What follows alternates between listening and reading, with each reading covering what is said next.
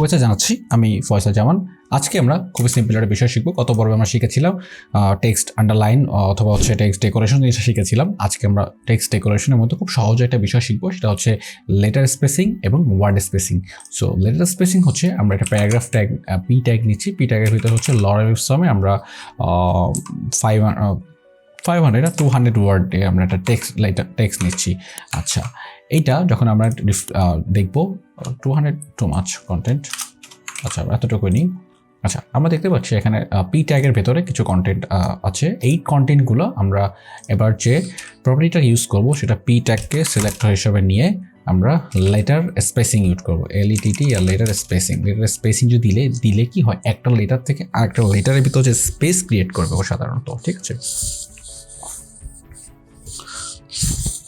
আচ্ছা, letter spacing আমি দিলাম হচ্ছে 20 pixel.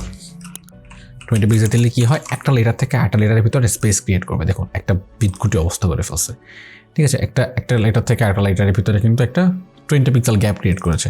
So letter spacing generally 2 pixel, 3 pixel বা 1.5 এগুলো ইউজ করা হয়। সো এটা হচ্ছে লেটার স্পেসিং, ঠিক আছে। এরকম সিমিলারলি আমরা যদি ওয়ার্ড লিখি, এখানে ওয়ার্ড স্পেসিং 2 পিক্সেল দিলে তাহলে হচ্ছে একটা ওয়ার্ড থেকে আরেকটা ওয়ার্ড কিন্তু ডিস্টেন্স ক্রিয়েট হবে। 20 পিক্সেল দিলে এখানে একটা ওয়ার্ডের পর 20 পিক্সেল এখানে গ্যাপ চলে আসছে। সো এই ছিল হচ্ছে লেটার স্পেসিং এবং ওয়ার্ড স্পেসিংয়ের যে প্রপার্টিগুলি। তো আশা করি বুঝতে পেরেছি। ধন্যবাদ সবাইকে।